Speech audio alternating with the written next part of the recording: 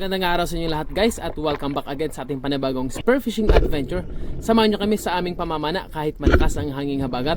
Subaybayan ang buong kaganapan sa episode na ito. At kung bago ka pa lamang sa aking channel ay huwag kalimutan mag-subscribe para lagi kang updated sa mga latest episode na ating i-upload. At huwag na natin itong patagalin pa. Let's go!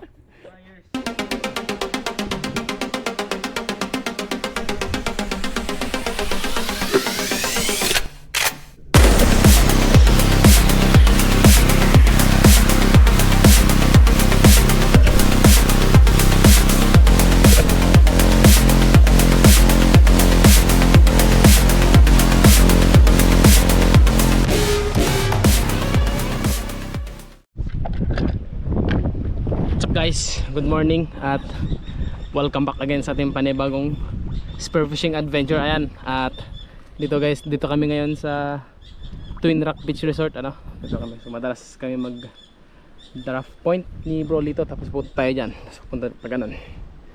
So sana makahuli tayo kasi nga malakas yung habagat, kaya wala kaming choice guys, hindi rin kami makapunta sa gitna. Parang malakas ang hangin guys, tsaka delikado rin, malakas din yung dagat kapag nakapunta ka na sa gitna.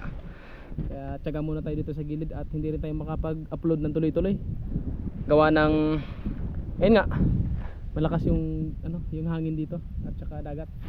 Pero dito lang sa may parteng gilid kalmada, kaya tiyagaan na lang natin dito. So tara, sana makahuli tayo. Let's go! At sa una nating pagsisid guys, so tirahin muna natin dito sa mababaw. So palagi nating gawin yung safety protocol kapag sa unang dive kailangan natin mag warm up para kahit papano ma-exercise yung ating katawan at ma-adapt natin yung mga lalim na dinadive natin. At dito tirahin nating isisid yung tinatawag na sabangan dito sa amin. So tinatawag ng mga local spearo dito at medyo malabo.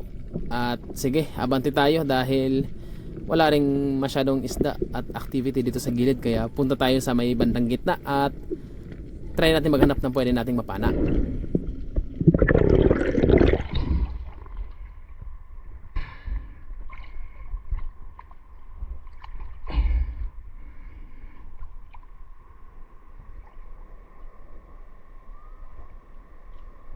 Sa patuloy nating pag-abante at dito sa may crack may nakita kong dalawang samaral at tinira ko na ito kagad at hindi na ako pumili guys kasi same size lang naman. At eto na rin yung unang isda na nahuli natin sa araw na ito, isang rabbit fish or samaral or sandig kung tawagin dito sa amin.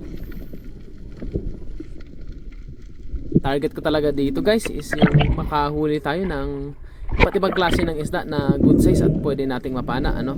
So sinisecure natin yung magkaroon tayo ng pang-ulam dahil habagat season na. So napakahirap ng isda dito sa amin guys kapag kagantong season, kaya tsaga-tsaga tayo dito sa bandang gilid kasi hindi rin tayo makapagpunta sa gitna yung mga borang pinupuntahan natin, kaya tsaga-tsaga lang muna tayo dito.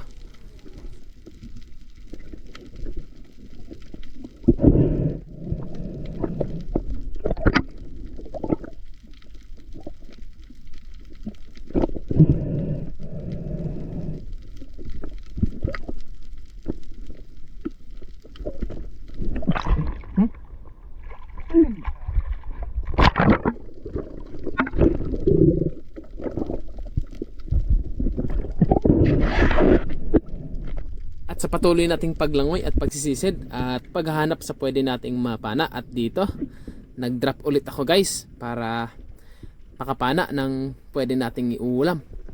At dito may nakita akong grupo ng isda at sari-sari katulad ng surgeon at parrotfish. So dito, so target ko sana pumana ng parrotfish dito kasi ang sarap pala nito sa kinilaw. Pero baka sabihin ng mga bashers natin dyan, bawal na naman hulihin yung isda na to. Pero guys, dito sa atin sa Pilipinas wala namang batas na nagbabawal at pwede ang pagpana at pagkain nito. Pero syempre as aspiro, selective hunting tayo so pwede tayong kumuha ng ilang peraso lang. At dito may nakita kong labahita, kaya labahita na lang yung tinira natin. At para syempre secure na yung ating pangpaksiw. Eto na rin guys yung pangalawang isda na nahuli natin sa araw na ito. isang labahita or surgeon fish kung tawagin sa English.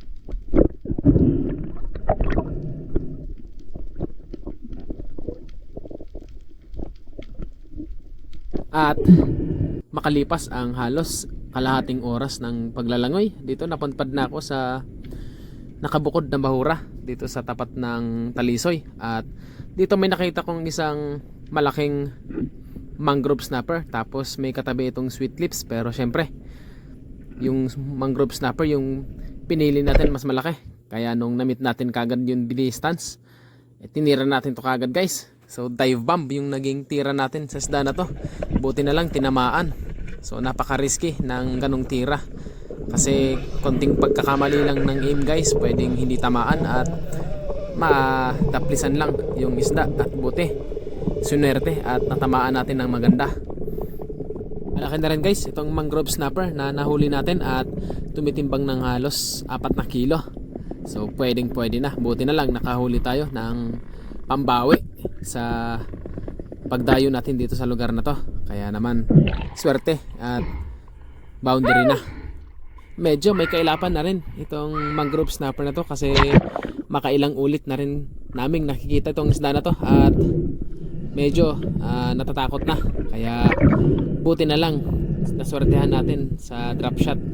At okay yung decision natin na ganun tira yung gawin natin sa isda na to.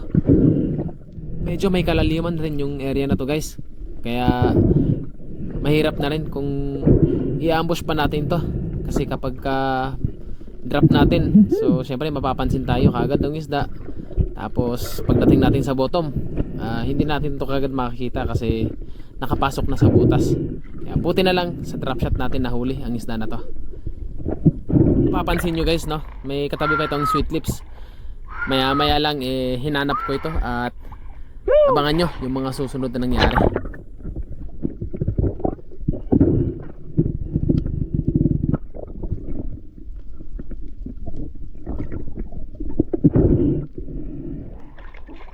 Huwag kinahabol. Alaki.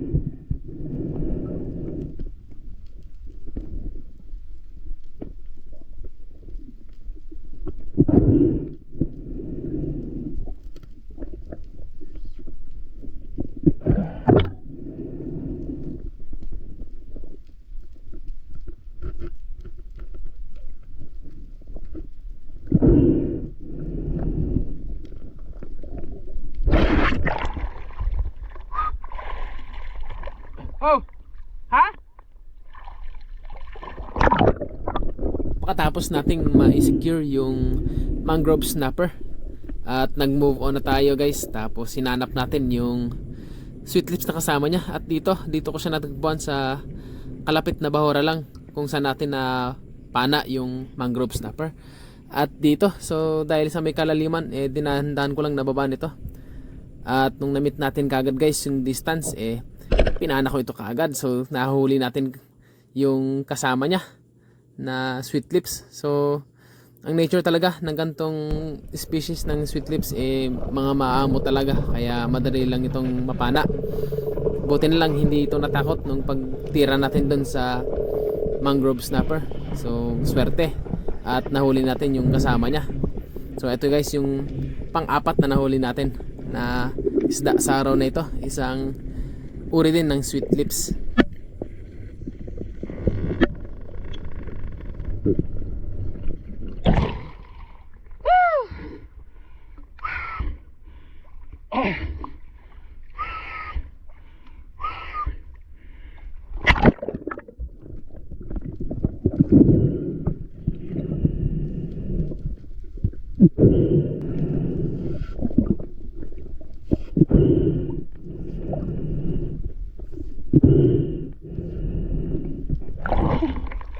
Huli ko pa yung kasama niya guys. Napakaamo.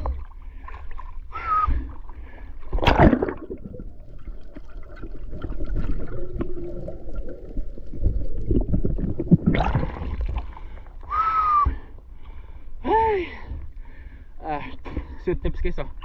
Painted sweet lips. At kung umabot po kayo sa part ng video na to at kung nagustuhan niyo po ang episode na ito, ay huwag po kalimutan na i-like at mag-share sa video na to. At kung hindi ka pa po nakapag-subscribe sa ating YouTube channel, maaari lamang na i-click ang subscribe at i-click ang notification bell para ma-notify at ma-update po kayo sa mga videos natin.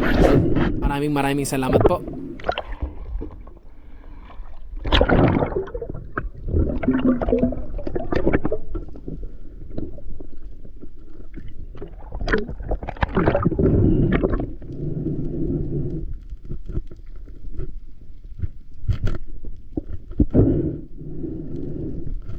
Katapos ko guys na ma-secure ang isda na to, maya lang nagpasya na kaming umuwi ni Bro Lito dahil mabigat na yung aking daladala. Tapos lumakas pa yung agos kaya nagpasya na kaming bumalik na para makapagpahinga na at medyo malayo pa yung nilalangoy natin. 4 na isda lang yung huli natin ngayon guys, so pwede na kahit papano nakahabol pa yung 2 good size, kahit papano makikita na rin tayo dito. So balik pa tayo.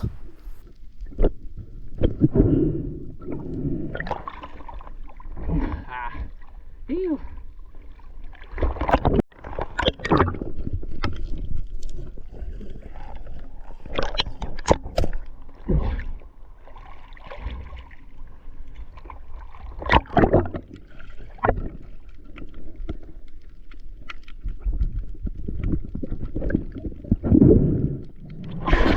Papahinga kami. Ito yung huli natin ngayong araw.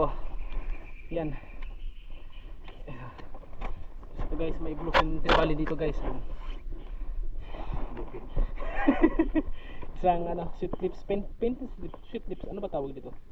Paging may tama na nga ni Luyak ngayon. Tatlong parehas ang kulay. Okay lang yan.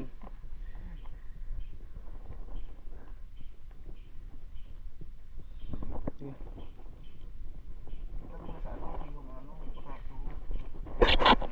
Naka-GoPro pati naka-via vlog ang saya. Vlogger boy. Ha? Vlogger. Okay. Ito yung mga buyer natin oh. Ito. Dami. Buyers. Ano kasi na? Ayan boy. Ano yun? Kumakain na. Ni? Kaya no?